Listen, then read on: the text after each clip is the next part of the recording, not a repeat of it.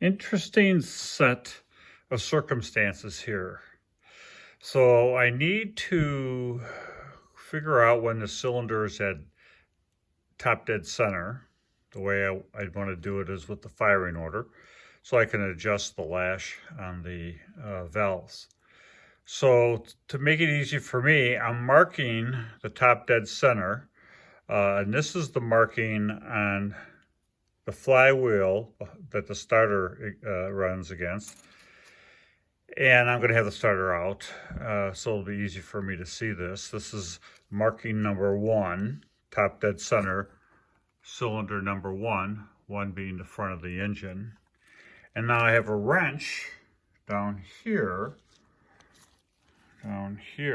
right there, on the nut of the crankshaft, so I can turn it and watch as I do this. So top dead center on number 1 is going down. Exhaust on number 2 is coming up, going down. Number 3, top dead center coming up.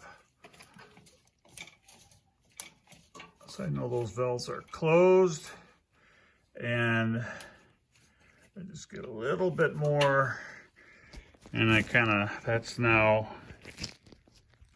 on my marking for 3. You can see, I just bring that down just a little bit. There, you can see my 3 right here, 1, 2, 3, top dead center number 3. So when the head is on, I can tell what's going on in there. So now, turn it some more.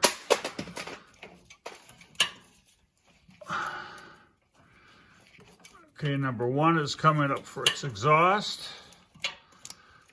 stroke. And number 2 now is coming up to top dead center. There we go. And you'll see, I'm gonna get my light back on here. Fell off.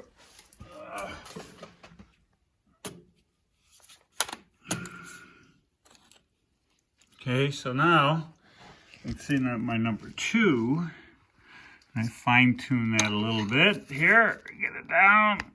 There's number 2, which is right here, my 2 dashes. That's top dead center. Cylinders at top dead center.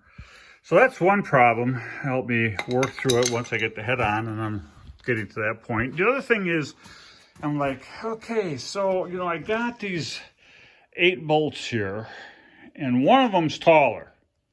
So what the heck? How do I know I put that bolt in the right spot? I don't want to go through all the work of tightening down this head and find out that I got the bolt in the wrong spot. So what I did, bear with me as I walk around here. What I did is I went to the book, went to the parts book, and opened up the parts book to, let's see, to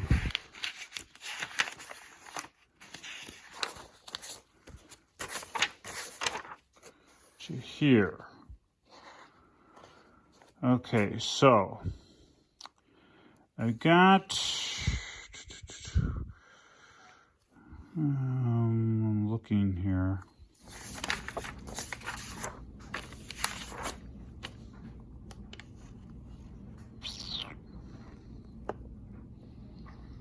Thinking.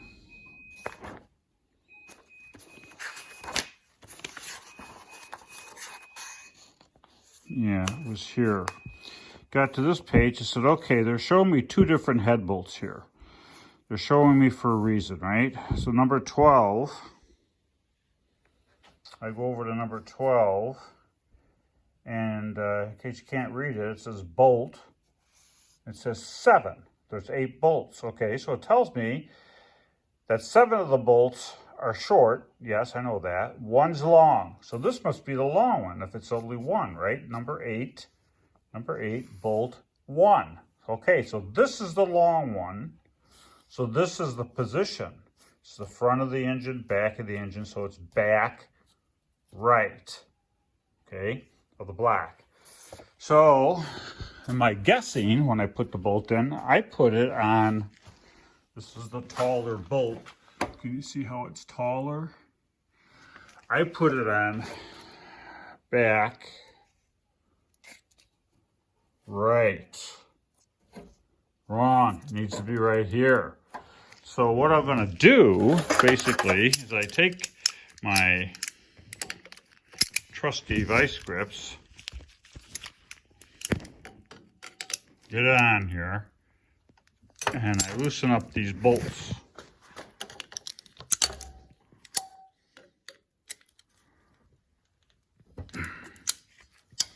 That's it.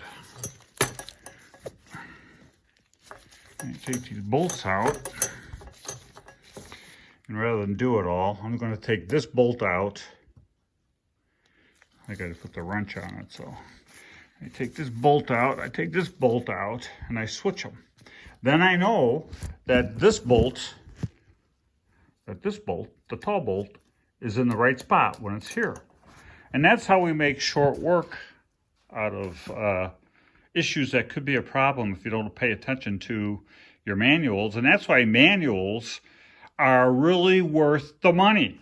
Cost me, I don't know, 85 bucks for those 2 manifolds or manuals. Don't skip on the manuals. Get the OEM service manuals. They save a lot of problems. Can you imagine if I put this head on and I tightened it down and got to the bolt and said, oh crap, this is not fitting, because at some point it's going to show me that it makes a difference that that bolt is there. You know, what mounts to that bolt, you know, how it fits on the, you know, valve cover, whatever the case may be, it's taller for a reason. So let's figure that out, and as we did, and go from there. I hope that that's a little nuance that helps you in your work somewhere along the line. Talk to you later.